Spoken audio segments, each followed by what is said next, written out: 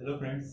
तो last class में हमने देख लिया था रजिस्टर्स के बारे में। आज हम एक दूसरा सीक्वेंशियल सर्किट देखेंगे, काउंटर्स। ये एक सीक्वेंशियल सर्किट है, सीक्वेंशियल सर्किट है ना। सीक्वेंशियल सर्किट के बारे में हमने पहले ही देख लिया था।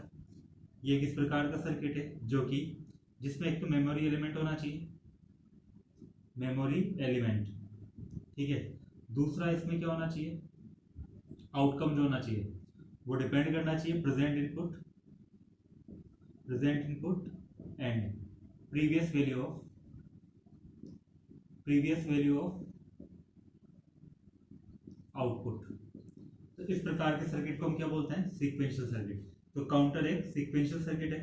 काउंटर का काम क्या होता है, काउंटर वर्क क्या करता है। काउंटर एक इस प्रकार का डिजिटल, हम बोल सकते हैं काउंटर एक क्या है, डिजिटल सीक्वेंशियल सर्किट है, जो कि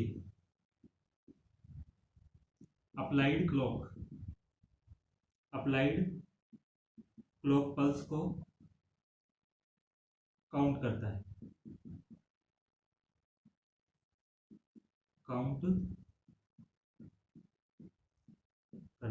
है ना। तो काउंटर्स क्या काम करते हैं, जो भी हमने, क्योंकि हम देख लिए यहाँ पर सीक्वेंशियल सर्किट की बात कर रहे हैं, और सीक्वेंशियल सर्किट में हमारे पास क्या होती है, क्लॉक होती है ना। और क्लॉक में किस प्रकार से चलती है, क्लॉक जो होती है पल्स, एक तरह से पल्स सिग्नल होती है। तो पल्स हमारी किस प्रकार से चलती है, इस तरह से। तो ये हमारी क्लॉक पल्स है जो लगातार इस प्रकार से चलती है। इसमें 1 से 0, ये पूरा एक क्या हो जाएगा इसका टाइम पीरियड। फिर अगली क्लॉक पल्स कौन सी होगी, ये वाली, जिसमें वापस से 1 से 0 जा रहा है। तो ये सेकंड क्लॉक पल्स, ये थर्ड क्लॉक पल्स। तो इस प्रकार से क्लॉक पल्स लगातार चलती रहती है। और ये काउंटर क्या काम करता है, इन्हीं क्लॉक पल्स को काउंट करता है। जैसे जब ये क्लॉक पल्स पूरी कंप्लीट, मतलब ये क्लॉक पल्स आएगी तो काउंटर की वैल्यू कितनी होगी, 1। जब ये वाली वैल्यू, मतलब ये वाला काउंट आ जाएगा, यानी कि सेकंड क्लॉक पल्स आ जाएगी तो काउंटर की वैल्यू भी सेकंड हो जाएगी। थर्ड क्लॉक पल्स आ जाएगी तो काउंटर की वैल्यू भी थर्ड हो जाएगी। फोर्थ क्लॉक पल्स आएगी तो काउंटर की वैल्यू भी कितनी हो जाएगी, 4।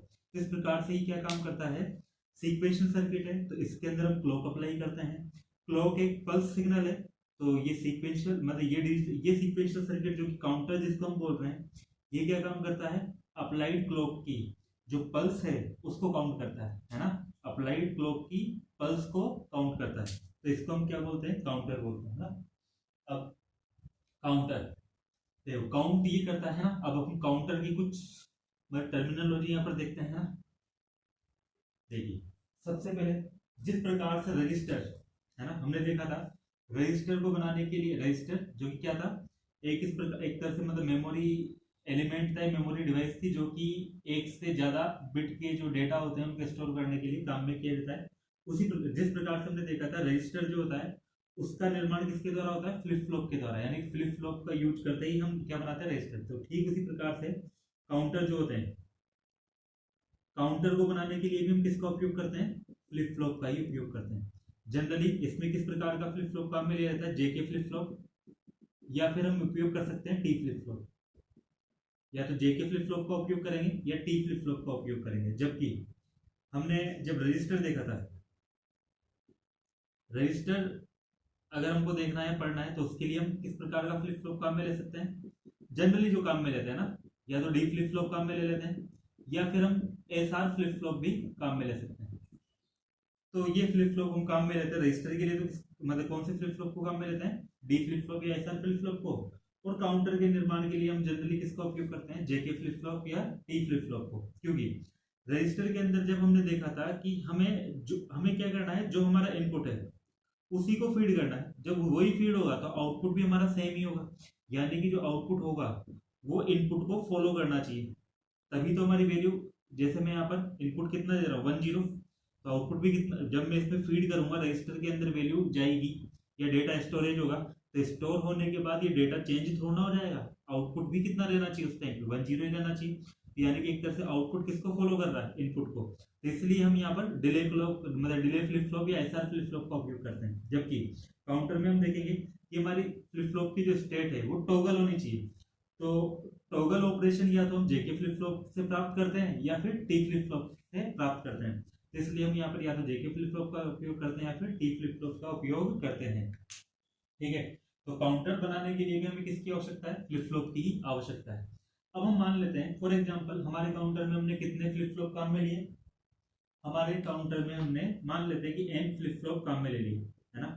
n फ्लिप फ्लॉप्स का उपयोग करके मैंने क्या बनाया? एक काउंटर बनाया। ठीक है, n फ्लिप फ्लॉप को उपयोग देखो, जैसे रजिस्टर में हमने बोला था, जैसे अगर 4 फ्लिप फ्लॉप मैंने रजिस्टर में लिए तो ये जो रजिस्टर बनेगा उसमें नंबर ऑफ बिट कितनी स्टोर हो सकती है? 4। जितने फ्लिप फ्लॉप है उतनी ही बिट स्टोर हो जाएगी, तो इसलिए इसको हम क्या बोल रहे थे? 4 बिट रजिस्टर भी बोल रहे थे, है ना। तो ठीक उसी प्रकार से यहाँ पर आपके पास काउंटर कितना, मतलब जैसे काउंटर में n फ्लिप फ्लॉप है तो इस काउंटर को हम क्या नाम देंगे? इस काउंटर को हम नाम देंगे n बिट काउंटर। ठीक है, n बिट काउंटर। अब हम इसको आगे समझेंगे, लेकिन अभी हम यहाँ पर सीधा लिख लेते हैं कि यदि फ्लिप फ्लॉप में यदि काउंटर में n फ्लिप फ्लॉप होते हैं तो उस स्थिति के अंदर काउंटर की जो नंबर ऑफ स्टेट होगी, है ना, काउंटर की स्टेट्स जो होगी ना, मतलब नंबर ऑफ स्टेट्स कि कितनी नंबर ऑफ स्टेट्स या कितनी नंबर ऑफ पल्स को ही काउंट कर सकता है ना, नंबर ऑफ स्टेट्स, या हम बोल सकते हैं कितनी नंबर ऑफ पल्स, यानी कि जो क्लॉक पल्स को काउंट कर रहा था वो, है ना, तो वो कितनी हो जाएगी? 2n, है ना। तो यानी कि काउंटर आपका कितने मतलब पल्स को काउंट कर सकता है? 2n को, है ना। और यहाँ पर n क्या है?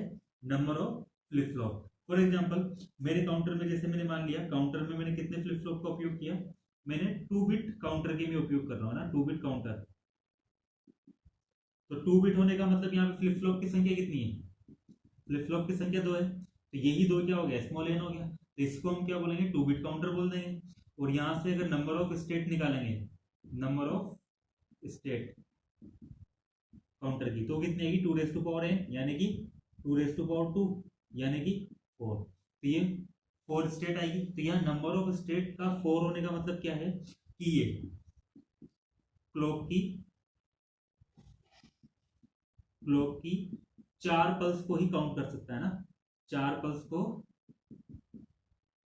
काउंट कर सकता है।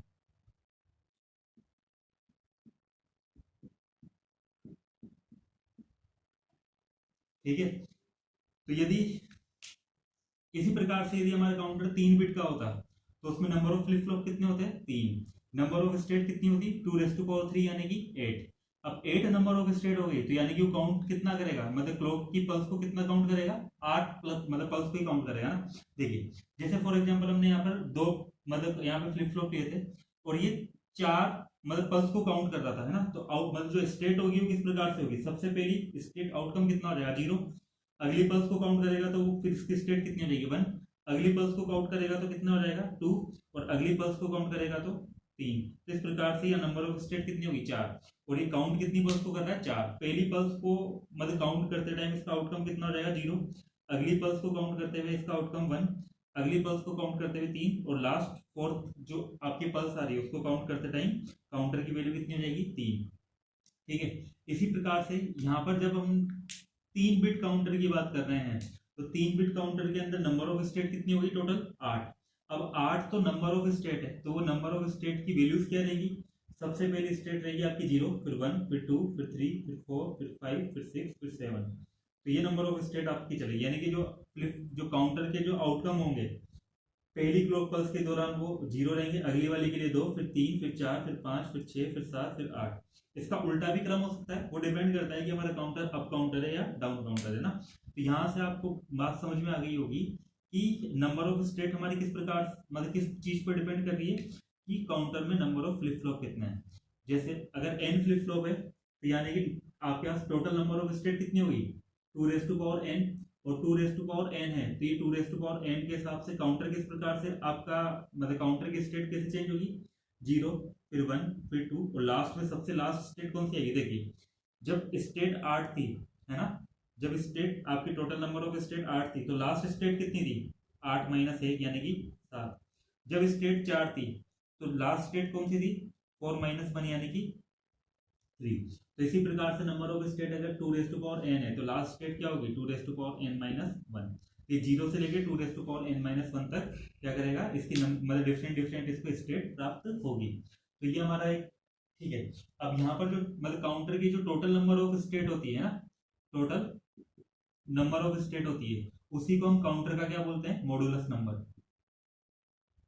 मॉडुलस नंबर यानी कि मॉडल मतलब जैसे मॉडुलस नंबर किसी भी काउंटर का वो नंबर होता है जो ये डिफाइन करता है कि काउंटर कितनी स्टेट को काउंट कर सकता है, या उसकी मतलब टोटल नंबर ऑफ स्टेट कितनी है, या वो क्लॉक की कितनी पल्स को काउंट कर सकता है ना। तो वो उसका मॉडुलस नंबर होता है। जैसे अगर फ्लिप फ्लॉप हमारे पास n है, n फ्लिप फ्लॉप है, तो उसकी आपका मॉडुलस नंबर कितना हो जाएगा, 2n। यदि फ्लिप फ्लॉप हमारे पास 3 है तो उसका मॉडुलस नंबर कितना हो जाएगा, 2 यानी कि 8। यदि फ्लिप फ्लॉप हमारे पास 2 है तो मतलब मॉडुलस नंबर काउंटर का कितना हो जाएगा, 2 यानी कि 4। तो ये इसकी कुछ यहाँ पे टर्मिनोलॉजी है।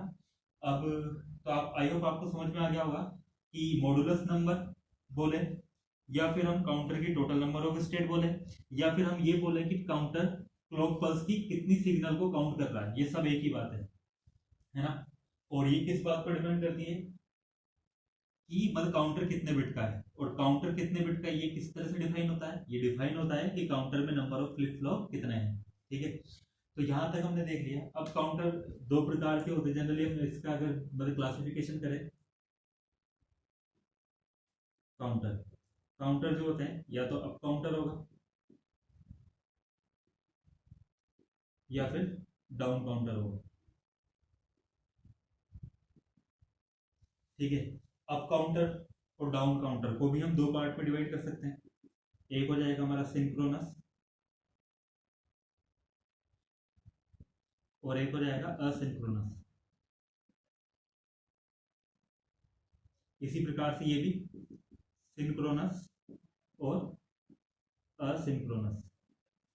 ठीक है, तो काउंटर का हम इस प्रकार से क्लासिफिकेशन करते हैं। देखिए यहाँ पर जनरली जो अप काउंटर होता है, अप काउंटर के अंदर देखिए जैसे जैसे आपकी क्लॉक आएगी तो काउंटर की स्टेट चेंज होगी। या तो वो चेंज होगी कैसे, 0 से लेकर कहां तक, 0। जैसे फर्स्ट पल्स आपकी क्लॉक की पहली पल्स आई तो काउंटर की स्टेट कितनी होगी, 0। फिर अगली क्लॉक पल्स आई तो काउंटर की स्टेट चेंज होकर कितनी हो जाएगी, 1।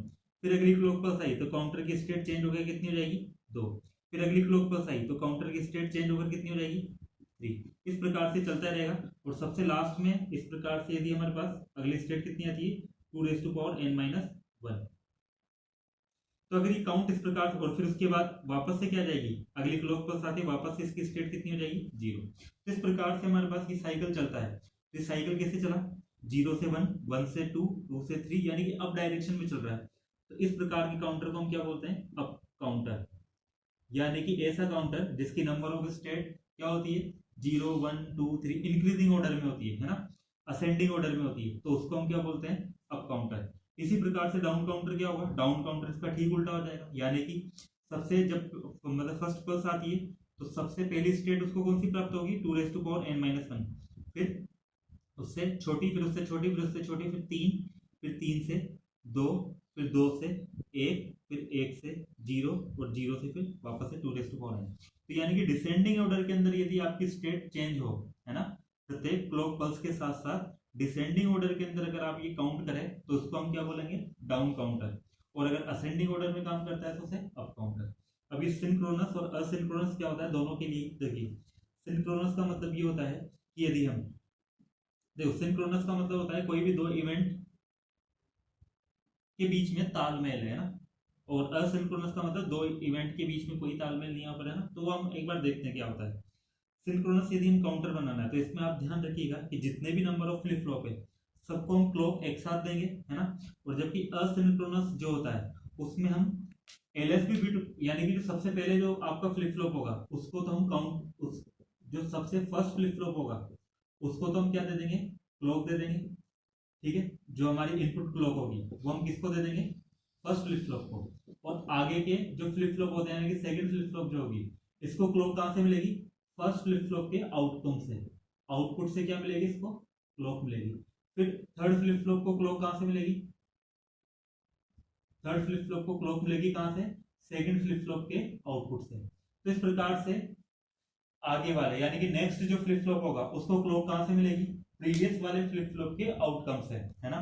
तो इस प्रकार के जब इस प्रकार का यहाँ पर मतलब व्यवस्था होती है क्लॉक की, या इस प्रकार का सिस्टम होता है क्लॉक के लिए, तो उस प्रकार के फ्लिप फ्लॉप को हम क्या बोलते हैं, असिंक्रोनस। यानी कि हमने मेन इनपुट क्लॉक तो किसको दी, फर्स्ट फ्लिप फ्लॉप को, और आगे वाले फ्लिप फ्लॉप को हम क्लॉक किसके द्वारा दे रहे हैं, पीछे वाले फ्लिप फ्लॉप के आउटपुट के द्वारा। तो ऐसे फ्लिप फ्लॉप को हम क्या बोलते हैं, सॉरी ऐसे काउंटर को हम क्या बोलेंगे, असिंक्रोनस काउंटर। जबकि सिंक्रोनस काउंटर में क्या होगा, हम सभी फ्लिप फ्लॉप को एक साथ इनपुट क्लॉक सबको एक साथ अप्लाई कर देंगे, है ना। तो इस प्रकार के फ्लिप फ्लॉप को हम क्या बोलेंगे, सिंक्रोनस, चाहे वो अप काउंटर हो चाहे डाउन काउंटर हो ना। अब हम एक एक करके इनको देखते हैं ना, इन फ्लिप फ्लॉप को, इन काउंटर्स को हम देखते हैं। तो सबसे पहले हम बात करते हैं असिंक्रोनस काउंटर की, ठीक है। तो हम क्या काम करेंगे, सबसे पहले असिंक्रोनस काउंटर।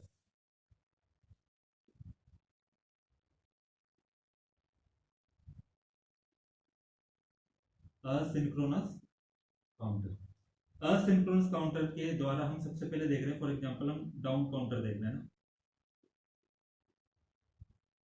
या अप काउंटर देख रहे हैं पहले, ठीक है।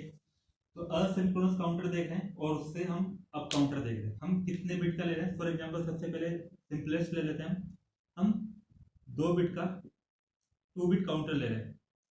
अगर 2 बिट काउंटर होगा तो इससे क्या पता चला, नंबर ऑफ फ्लिप फ्लॉप कितने होंगे, नंबर ऑफ फ्लिप फ्लॉप की संख्या हो जाएगी 2। दूसरी चीज हमें क्या पता चली यहां से, नंबर ऑफ फ्लिप फ्लॉप अगर 2 है तो number of state, number of total state, या इसी को हम क्या बोल सकते हैं, मॉडुलस नंबर। ये कितना हो जाएगा आपके पास, 2⁻², यानी कि 4। तो यानी कि टोटल कितनी पल्स को काउंट करेगा, 4। तो यानी कि यहाँ पर जिसकी स्टेट्स होगी, है ना, स्टेट्स जो होगी वो किस तरह से होगी, या तो 0 होगी, 1 2 3, ये स्टेट्स होगी इसकी, है ना। अब हम एक बार असिंक्रोनस काउंटर बनाकर देखते हैं कि किस प्रकार से आपका असिंक्रोनस काउंटर बनेगा, ठीक है। हम 2 फ्लिप फ्लॉप की बात कर रहे थे, हम यहाँ पे जेके फ्लिप फ्लॉप का उपयोग करते हैं, या फिर टी फ्लिप फ्लॉप का, किसी भी फ्लिप फ्लॉप का हम उपयोग कर सकते हैं। जैसे मैं जेके फ्लिप फ्लॉप से बनाकर दिखा देता हूँ, फिर उसी को टी फ्लिप फ्लॉप से भी देख लेंगे। देखिए, यदि आप जेके फ्लिप फ्लॉप काम में ले रहे हो तो ये फर्स्ट फ्लिप फ्लॉप है, तो इसके लिए इनपुट क्या हो गया, J1 K1, ये Q1 और Q1 बार। फिर सेकंड फ्लिप फ्लॉप हम यहाँ पे लगाएंगे, फिर J2 और यहाँ पर K2, ये Q2 और Q2 बार, ठीक है। यदि, क्योंकि देखो हमें काउंटर की बात करनी है, और काउंटर में हमने देखा है कि आपकी स्टेट यहाँ पर जो फ्लिप फ्लॉप की स्टेट लगातार टॉगल करनी चाहिए। तो टॉगल ऑपरेशन कब होता है जेके फ्लिप फ्लॉप में, आपको याद होगा जेके टेबल, यदि हम देखें तो यहाँ पे आउटपुट जो होता है क्यू एन, इसका अगर हम देखें तो 0 0 पर आउटपुट स्टेट नो चेंज रहती है, यानी कि Qn-1। 0 1 पर ये क्या हो जाता है, रिसेट हो जाता है, 0 1 0 पर सेट हो जाता है, और 1 1 पे क्या होता है, टॉगल ऑपरेशन, यानी कि प्रीवियस स्टेट का ठीक इन्वर्टेड फॉर्म। तो इसको हम क्या बोलते हैं, टॉगल ऑपरेशन। तो टॉगल ऑपरेशन प्राप्त करने के लिए आपके जे और के दोनों की वैल्यू कितनी होनी चाहिए, 1। जे और के पे दोनों पे सेम लगनी है वैल्यू, तो इस सेम लगने के लिए मैंने दोनों को क्या कर दिया, कॉमन कर दिया, और कॉमन करके यहाँ पे कितना लगा दूंगा दोनों पर, 1। यानी कि 1 मतलब 1 का मतलब आपका पॉजिटिव हाई वोल्टेज। तो मैंने यहाँ पर ये इसको जोड़ दूंगा पॉजिटिव हाई वोल्टेज से, जिसका मतलब क्या है, 1। तो जे और के मतलब दोनों फ्लिप फ्लॉप के J1 के मतलब इनपुट के ऊपर हमने दोनों पर एक साथ क्या लगा दिया, 1 1, ताकि इससे ऑपरेशन कौन सा हमारे पास, टॉगल ऑपरेशन वाला, है ना। इसलिए हमने ये काम कर दिया। यहाँ पे क्लॉक में लगा देता हूँ दोनों के लिए, क्लॉक सिग्नल देने के लिए। यहाँ पर दोनों फ्लिप फ्लॉप मैंने कैसे लिए हैं, पॉजिटिव एज ट्रिगर लिए, positive edge triggered flip flop लिए हैं। Positive edge triggered flip flop की मैं यहाँ पर बात कर रहा हूँ ना, दोनों फ्लिप फ्लॉप किस प्रकार के लिए मैंने, पॉजिटिव एज ट्रिगर्ड।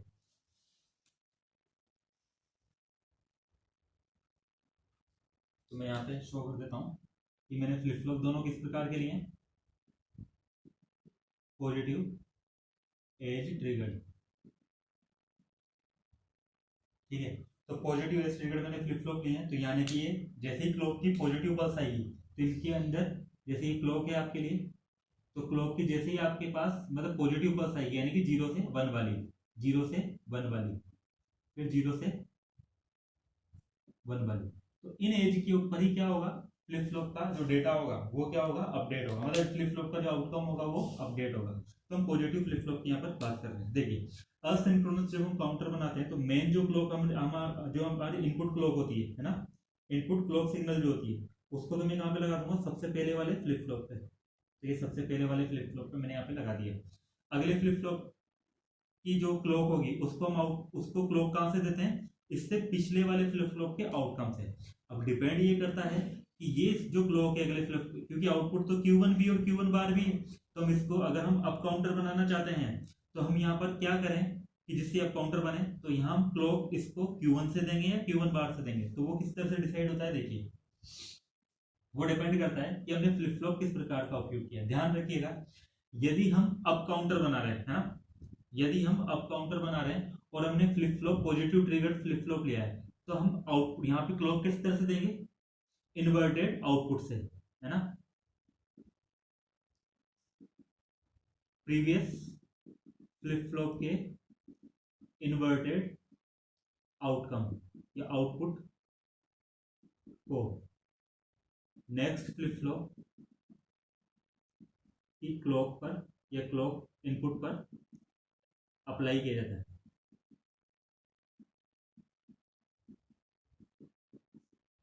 ध्यान रखिएगा ये, है ना, यदि फ्लिप फ्लॉप मैंने पॉजिटिव एज ट्रिगर्ड लिया है, यानी मतलब यहाँ पे देखिए सीधा सा मतलब है, जैसे हम बोल सकते हैं कि इन्वर्टेड इनपुट है, इन्वर्टेड का मतलब कैसा, नेगेटिव, है ना, इन्वर्टेड आउटपुट मतलब नेगेटिव मतलब नहीं होता है इसका, लेकिन हम एक तो इन्वर्ट मतलब नॉन इन्वर्टेड को हम पॉजिटिव के रूप में लेके और इन्वर्टेड को हम नेगेटिव के रूप में देखें। तो देखिए फ्लिप फ्लॉप अगर आपका कैसा है, मैंने पॉजिटिव एज ट्रिगर्ड लिया है, तो मैं क्लॉक किस प्रकार से दूंगा, प्रीवियस फ्लिप फ्लॉप के इन्वर्टेड आउटपुट से दूंगा, यानी कि क्लॉक में यहां से दूंगा। और यदि ये नेगेटिव एज ट्रिगर्ड होता है ना, यदि ये नेगेटिव एज ट्रिगर्ड होता तो उस वाली स्थिति में मैं आउट यहाँ पे क्लॉक किस प्रकार से देता, नेगेटिव एज ट्रिगर्ड है तो मैं अब नॉन इन्वर्टेड फ्लिप मतलब आउटकम से इसको क्लॉक दूंगा, है ना। यदि नेगेटिव एज ट्रिगर्ड होता तो मैं ऊपर से इसको यहाँ पे क्लॉक देता, लेकिन मुझे ये कब के लिए, जब मैं अप काउंटर बना रहा हूँ, है ना। तो अप काउंटर बनाने के लिए अगर positive edge triggered flip flop है तो आप इन्वर्टेड आउटपुट से क्या देंगे, क्लॉक देंगे। यदि negative edge triggered flip flop है तो ऊपर से यानी कि नॉन इन्वर्टेड आउटपुट से आप इसको क्लॉक देंगे। वो अब आप ये डिपेंड करता है कि हमने फ्लिप फ्लॉप किस प्रकार से है, दोनों से हम बना सकते हैं, कोई फर्क नहीं पड़ेगा उससे ना। तो ये हमारे पास है ना। अब देखिए ये हमारे पास Q1 हो गया, ये इसको मैं यहाँ पे निकाल देता हूँ इस प्रकार से Q1, और ये हमारे पास Q2, Q1 और ये Q2, ये Q1 और Q2 ही हमारे मतलब काउंटर की किसको रिप्रेजेंट करेंगे, आउटकम को रिप्रेजेंट करेंगे। जो सबसे पहला फ्लिप फ्लॉप होता है यानी कि जिसको मैंने इनपुट क्लॉक दी है ना, जिस फ्लिप फ्लॉप को मैंने इनपुट क्लॉक दी है वो हमारी बिट कौन सी होती है, LSB वाली। और सबसे बाद वाला जो होता है वो किसको रिप्रेजेंट करता है, MSB बिट को, है ना। तो ये हमारा 2 बिट का काउंटर हो गया। तो जिसको मैंने सबसे पहले इनपुट क्लॉक दी है वो हमारी LSB बिट होगी, और सबसे लास्ट में जो होगी वो हमारी MSB बिट होगी। तो ये हमारा क्या है, अप काउंटर है, असिंक्रोनस अप काउंटर, है ना। असिंक्रोनस क्यों है, क्योंकि मैंने इनपुट क्लॉक केवल फर्स्ट वाले फ्लिप फ्लॉप को ही दी है और आगे वाले फ्लिप फ्लॉप को मैंने कहां से क्लॉक दी है, पीछे वाले फ्लिप फ्लॉप के आउटपुट से। अब पीछे वाले फ्लिप फ्लॉप का आउटपुट कौन सा काम में लेंगे, वो डिपेंड करता है। यदि पॉजिटिव ट्रिगर्ड है तो मैं आउट यहाँ पे क्लॉक किस प्रकार से दूंगा, इन्वर्टेड मतलब पिछले फ्लिप फ्लॉप के इन्वर्टेड आउटपुट से, यानी कि Q बार से। और यदि ये नेगेटिव ट्रिगर्ड फ्लिप फ्लॉप होता तो नेगेटिव ट्रिगर्ड फ्लिप फ्लॉप होने पर तो उस वाले केस में मैं यहाँ पे इसको क्लॉक कहां से देता, पीछे वाले फ्लिप फ्लॉप के नॉन इन्वर्टेड आउटपुट से, है ना। ठीक है, तो इस प्रकार से मैं यहाँ पर क्या बनाता, अप काउंटर बनाता। फॉर एग्जांपल मैं इसी को अगर नेगेटिव ट्रिगर्ड फ्लिप फ्लॉप से बनाऊं तो नेगेटिव ट्रिगर्ड से अप काउंटर यदि मैं बनाऊं तो किस प्रकार से बनेगा, देखिए मैं छोटा ही बना देता हूँ यहाँ पे।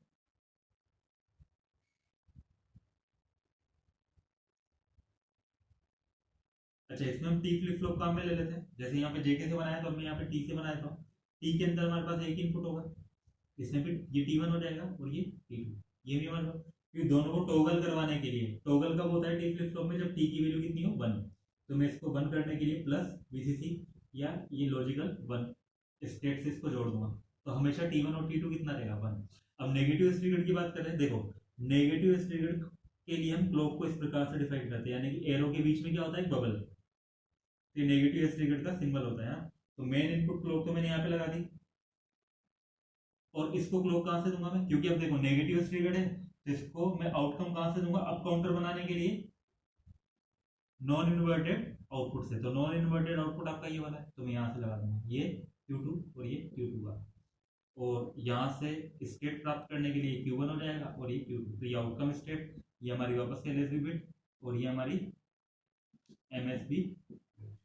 तो इस प्रकार से हम किसको बनाएंगे, ये हमारा बना हुआ है नेगेटिव स्टेटेड फ्लिप फ्लॉप से और ये पॉजिटिव स्टेटेड फ्लिप फ्लॉप से। तो इस प्रकार से हमने क्या बनाया है, अप काउंटर, है ना। तो ये हमारा अप काउंटर हो गया। अब इसके अंदर हम एक बार ऑपरेशन देखते हैं कि किस प्रकार से क्या ऑपरेशन होता है, क्लॉक आएगी तो किस प्रकार से चेंजेस होंगे।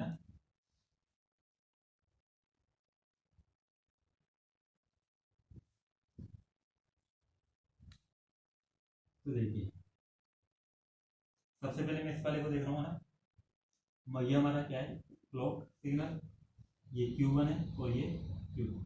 देखो सबसे पहले अगर क्लॉक 0 है तो दोनों आउटकम कितने होंगे, 0 0, क्योंकि कुछ भी हो इनपुट कोई फर्क ही नहीं पड़ेगा, आउटकम की प्रीवियस स्टेट हम प्लेस मतलब बाय डिफॉल्ट कितनी मान लें, 0 0। अब मान लेते हैं पहली क्लॉक आई, तो पहली क्लॉक कहाँ पर आएगी, वो तो यहाँ पर आएगी ना। जब पहली क्लॉक आई तो फर्स्ट फ्लिप फ्लॉप को तो क्लॉक मिल गई, लेकिन क्या सेकंड फ्लिप फ्लॉप को क्लॉक मिली क्या, नहीं। सेकंड फ्लिप फ्लॉप को अभी क्लॉक नहीं मिल रही है, वो तो जब Q1 बार जनरेट होगा तब इसको मिलेगी ना। तो जैसे ही क्लॉक हमारी कितनी हुई, 1 हुई, तो 1 होते ही, इसलिए मैं इसको Q1 को इधर लिख देता हूँ, ये Q1 और ये Q2। तो Q1 की स्टेट चेंज हो जाएगी, क्योंकि देखो J1 और K1 तो पहले से ही बंद थे, ये क्लॉक का ही वेट कर रहे थे। जैसे ही क्लॉक आएगी तो Q1 क्या हो जाएगा, टॉगल हो जाएगा। तो Q1 की पहले से वैल्यू कितनी थी, 0, तो टॉगल ओवर ये कितना हो जाएगा, 1। अब क्योंकि Q1 1 है, Q1 1 हो गया यहाँ पे, तो Q1 बार कितना हो जाएगा, 0। जब 0 यहाँ पर जाएगा तो 0 पर तो ये क्या नहीं होगा, ये क्योंकि ये तो आपका एक्टिव कब होगा, जब ये Q1 बार की वैल्यू कितनी हो, 1 हो। तो जब Q1 बार की वैल्यू 1 होगी तब जाकर ये वाला फ्लिप फ्लॉप आपका क्या होगा, ट्रिगर होगा। लेकिन अभी तो इस वाली जब ये 1 हो गया है तो उस वाली स्थिति में Q1 बार कितना हुआ, 1 का ठीक इन्वर्टेड 0। तो 0 जब यहाँ पर जाएगा तो ये वाला फ्लिप फ्लॉप आपका एक्टिव नहीं हो पाएगा। तो यानी कि इस पे J1 J2 और K2 की वैल्यू तो 1 है, लेकिन क्लॉक अभी भी इसको नहीं मिली है, और क्लॉक इसको नहीं मिल रही है तो इसलिए इसकी स्टेट अनचेंज्ड ही रहेगी। फिर अगली क्लॉक पल्स आएगी सेकंड, है ना। जब सेकंड क्लॉक पल्स आई तो वो सेकंड क्लॉक पल्स फिर से यहीं पर आएगी, इसको जैसे ही क्लॉक पल्स मिलेगी तो फिर से इसकी स्टेट में क्या हो जाएगा, चेंज हो जाएगा। तो Q1 की स्टेट पहले कितनी थी, 1, तो ये कितनी हो जाएगी, 0। अब देखिए जब Q1 की वैल्यू 0 हो गई तो Q1 बार अब कितना हो जाएगा, 1। अब Q1 बार अगर यहाँ पर 1 हो गया तो यही Q1 बार यहाँ पर इसकी क्लॉक पर भी लग रहा है, तो यानी कि सेकंड फ्लिप फ्लॉप को भी क्लॉक अब मिल जाएगी। सेकंड फ्लिप फ्लॉप को क्लॉक मिल गई, J1 और K2 पहले से कितने थे, 1। तो उस वाली स्थिति में अब Q2 की स्टेट क्या हो जाएगी, इन्वर्ट, क्योंकि देखिए Q1 बार की वैल्यू 1 है और 1 यहाँ पे क्लॉक, ये Q1 बार जो है वहाँ पे क्लॉक की तरह काम कर रहा है नेक्स्ट फ्लिप फ्लॉप के लिए। तो जैसे ही ये 1 होगा और ये हमारा फ्लिप फ्लॉप पॉजिटिव ट्रिगर था, तो जैसे ही 1 होगा तो उस वाली स्टेट में ये क्या हो जाएगा, ये टॉगल हो जाएगा। तो टॉगल कैसे होगा, ये 0 का कितना हो जाएगा, 1, ठीक है। फिर अगली जब क्लॉक आएगी तो क्लॉक कहाँ पर आएगी, वो तो यहाँ पर आएगी, तो पहला वाला फ्लिप फ्लॉप की स्टेट क्या हो जाएगी, इन्वर्ट हो जाएगी। तो पहले से 0 थी, अब कितनी हो जाएगी, 1। अगर ये Q1 1 हो गया तो Q1 बार इसका उल्टा कितना हो जाएगा, अपने आप 0। और जब ये 0 हो गया तो 0 कहाँ पर अप्लाई हुआ, नेक्स्ट फ्लिप फ्लॉप के क्लॉक सिग्नल पे, क्लॉक इनपुट क्लॉक पे। अब देखिए ये तो 0 हो गया, जबकि ये पॉजिटिव ट्रिगर्ड है, तो यहाँ ये वाला फ्लिप फ्लॉप तो तब टॉगल होगा जब यहाँ पे बना है, लेकिन यहाँ पर कितना हो गया, 0। तो 0 हो गया तो इसकी स्टेट में कोई चेंजेस नहीं होगा, ये टॉगल नहीं करेगा। तो पहले से स्टेट कितनी थी, 1, तो फिर से ये कितना रहेगा, 1 का बनेगा। तो देखिए यहाँ पे ये साइकिल पे देखिए पहली स्टेट में यहाँ पे स्टेट कितनी है, 0 0 0 0 का मतलब क्या होता है, 0। फिर 0 1 0 1 का मतलब डेसिमल में कितना होता है, 1 1 0 का डेसिमल में मतलब कितना होता है, 2, और 1 1 का डेसिमल में मतलब कितना होता है, 3। तो इस प्रकार से इसकी स्टेट किस तरह से चेंज होगी, 0 1 2 3। तो ये अप काउंटर की तरह ही चल रहा है ना, पहली क्लॉक में 0 था, फिर अगली क्लॉक में 1 हो गया, फिर अगली क्लॉक में 2, फिर अगली क्लॉक में 3। अब देखिए जब अगली क्लॉक आएगी तो ये फिर से वापस से कितना हो जाएगा, 0। तो हम क्लॉक नंबर कितनी देते हैं, 4। जब क्लॉक नंबर यहाँ पे 4 लेंगे तो चौथी क्लॉक में, वो चौथी क्लॉक भी कहाँ पर आएगी, इनपुट क्लॉक पे। तो फर्स्ट फ्लिप फ्लॉप की स्टेट क्या हो जाएगी, इन्वर्ट। फर्स्ट फ्लिप फ्लॉप की स्टेट पहले से कितनी है, 1, तो ये इन्वर्ट होकर कितनी हो जाएगी, 0। जब ये 0 हो गया तो Q1 बार कितना हो जाएगा, 1। जब Q1 बार 1 हो गया तो ये Q1 बार ही मैंने कहाँ पे लगा रहा था, सेकंड वाले J के फ्लिप फ्लॉप के इनपुट पर, यानी कि क्लॉक इनपुट पर। तो सेकंड वाले फ्लिप फ्लॉप के लिए क्लॉक भी कितनी होगी, 1 हो गई, तो ये भी इन्वर्ट हो जाएगा, क्योंकि J2 और K2 पहले से कितने हैं, 1। तो जब ये इन्वर्ट होगा तो पहले से कितना था, 0 1 1, तो इन्वर्ट होकर कितना हो जाएगा, 0। तो देखिए 1 1 के बाद वापस से आपको क्या मिल गया 0 0, है ना, तो 0 0। फिर से पांचवी क्लॉक पल्स आएगी तो ये फिर से इन्वर्ट होगी 0 1, फिर छठी आएगी तो 1 0, फिर सातवीं आएगी तो 1 1। इस प्रकार से स्टेट लगातार चलती रहेगी। तो ये लगातार क्या काउंट करता रहेगा, 0 से 1, 1 से 2, 2 से 3, 3 से वापस से 0, फिर 0 से 1, 1 से 2, 2 से 3, फिर इस प्रकार से इसको आपस में लगातार रिपीट करता रहेगा। यदि हम इसका स्टेट डायग्राम बनाए तो सबसे पहले 0 आएगी स्टेट, है ना, फर्स्ट क्लॉक पल्स पे ना, फर्स्ट क्लॉक पे मतलब ये 0 से 1 हो जाएगा। सेकंड क्लॉक पे ये 1 से 2 हो जाएगा। थर्ड क्लॉक पे, है ना, ये 2 से 3 हो जाएगा। और फोर्थ क्लॉक पे वापस से क्या हो जाएगा 3 से 0। तो इस प्रकार से इसकी स्टेट रन होती रहेगी। देखिए फर्स्ट स्टेट आई तो 0 से क्या हो गया 1, सेकंड क्लॉक आई तो 1 से 2, थर्ड क्लॉक आई तो 2 से 3, और फोर्थ क्लॉक आई तो 3 से वापस से 0। तो इस प्रकार से ये काम करेगा आपका अप काउंटर। ठीक है, यहाँ हमने देख लिया। अब इसको भी एक बार हम समझ लेते हैं कि यहाँ पर भी ये क्या अप काउंटर की तरह ही काम कर रहा है या डाउन काउंटर की तरह काम कर रहा है ना।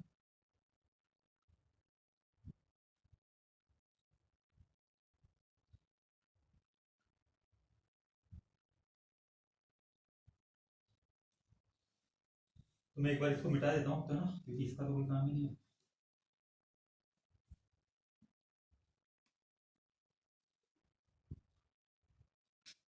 देखिए यहाँ पे लिख लेते हैं क्लॉक, और यहाँ पे Q1 और यहाँ पे Q2। देखिए जब पहली क्लॉक आएगी, देखिए एक चीज का ध्यान रखना, क्योंकि नेगेटिव एज ट्रिगर्ड है तो दोनों फ्लिप फ्लॉप की स्टेट टॉगल कब होगी, जब क्लॉक की वैल्यू कितनी हो जाए 0 होगी। जब दोनों फ्लिप फ्लॉप की क्लॉक इनपुट पे क्लॉक 0 होगा, यानी कि 1 से 0 होगा, तब जाकर इनकी स्टेट क्या होगी टॉगल, क्योंकि ये कैसे है नेगेटिव एज ट्रिगर्ड है, नेगेटिव एज ट्रिगर्ड है। और नेगेटिव एज ट्रिगर्ड की प्रॉपर्टी क्या होती है कि उसमें फ्लिप फ्लॉप की स्टेट कब चेंज होती है, जब क्लॉक की वैल्यू 0 होती है ना। और जो आपका पॉजिटिव एज ट्रिगर था उसमें क्लॉक की वैल्यू कितनी होनी चाहिए 1, तब जाके फ्लिप फ्लॉप आपका क्या होगा ट्रिगर होगा। तो आप इस चीज को ध्यान रखना अच्छे से कि क्लॉक की वैल्यू जब 0 होगी तब ये ट्रिगर होगा, क्योंकि हमने क्लॉक किस प्रकार की काम में ली हुई है यहाँ पे नेगेटिव एज ट्रिगर। तो प्रारंभिक क्लॉक की वैल्यू जैसे हम मतलब बाय डिफॉल्ट सबको मैंने कितना कर दिया, जब क्लॉक भी नहीं आ रही है तो ये भी 0 ये भी 0। जब पहली क्लॉक पल्स आई, पहली क्लॉक पल्स आने का मतलब क्या है कि पहली जब नेगेटिव एज ट्रिगर मतलब पहली मतलब आपकी नेगेटिव एज आई, है ना, क्लॉक की जब पहली नेगेटिव एज आई तब उस वाले केस में वो एज किसको मिलेगी, पहले वाले फ्लिप फ्लॉप को। T1 की वैल्यू कितनी है 1, तो इसकी स्टेट क्या हो जाएगी इन्वर्ट, वापस से इसको 2 कर देते हैं उसको 1। तो Q1 की पहले से स्टेट कितनी थी 1, सॉरी 0, तो 0 से इन्वर्ट होकर कितना हो जाएगा 1। अब देखिए Q1 की वैल्यू कितनी हो गई 1, Q1 की ये वाली वैल्यू किसको मिल रही है अगले वाले फ्लिप फ्लॉप को, लेकिन ये फ्लिप फ्लॉप कैसा है नेगेटिव एज ट्रिगर्ड। तो ये वाला फ्लिप फ्लॉप अपनी स्टेट को चेंज कब करेगा, जब Q1 की वैल्यू कितनी हो 0, क्योंकि ये नेगेटिव एज ट्रिगर्ड है।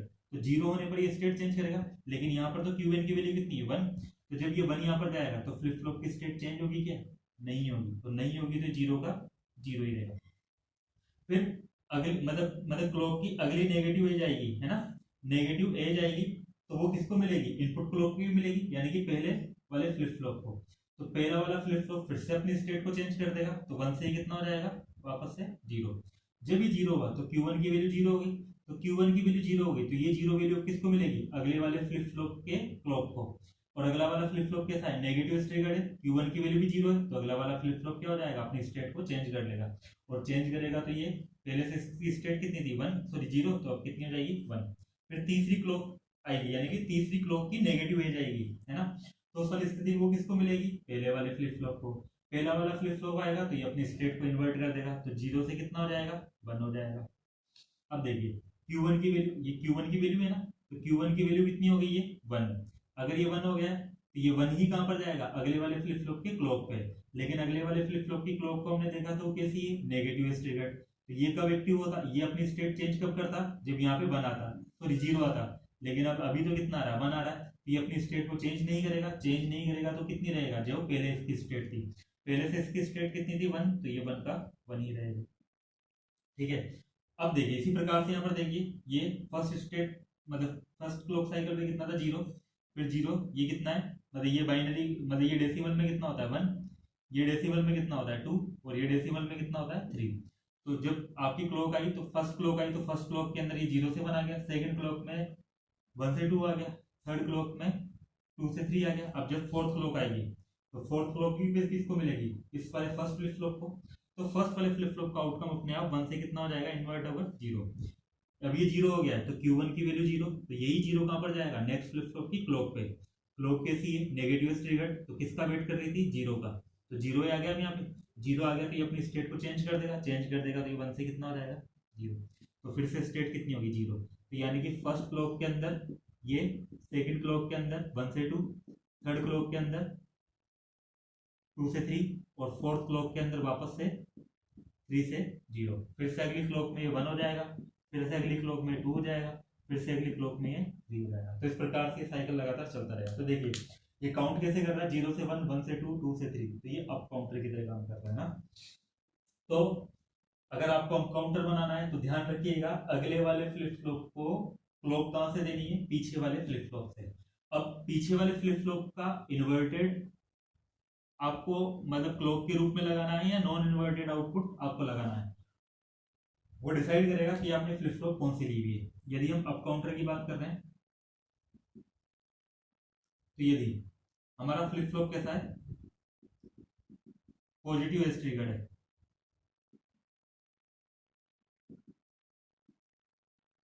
तो हम यहाँ पर क्लॉक जो देंगे है ना, यानी कि नेक्स्ट फ्लिप फ्लॉप को जो क्लॉक देंगे वो कहां से देंगे, आपका पॉजिटिव है तो यानी कि मतलब इन्वर्टेड आउटपुट से। इन्वर्टेड आउटपुट से, इन्वर्टेड आउटपुट किसका, प्रीवियस फ्लिप फ्लॉप का। इसी प्रकार से यदि हमारा फ्लिप फ्लॉप कैसा है, नेगेटिव एज ट्रिगर्ड है, तो उस वाले केस में आपकी क्लॉक कहां से देनी पड़ेगी अपन को, नॉन इन्वर्टेड आउटपुट से। ठीक है, तो इस प्रकार से हमारा ये क्या बनेगा, अप काउंटर। इसी प्रकार से यदि हमें 3 बिट का यानी कि मोड 8 का बोल देते हैं, 3 बिट का आपको काउंटर बनाना है, up counter, asynchronous up counter बनाना है, तो वो किस प्रकार से बनेगा वो हम देखते हैं यहाँ पे। 3 बिट का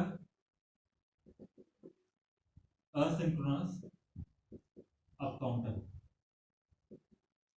इसको 3 बिट बोलो या फिर मोड 8 बोलो, एक ही बात है, क्योंकि 3 बिट होगा तो मॉडुलस अपने आप कितना हो जाएगा, 2⁴ यानी कि 8। तो मोड 8 असिंक्रोनस अप काउंटर बोलेंगे या 3 बिट असिंक्रोनस अप काउंटर बोलेंगे। क्योंकि 3 बिट है तो फ्लिप फ्लॉप कितने होंगे, 3, तो जल्दी से अपन यहाँ पे 3 फ्लिप फ्लॉप बना लेते हैं।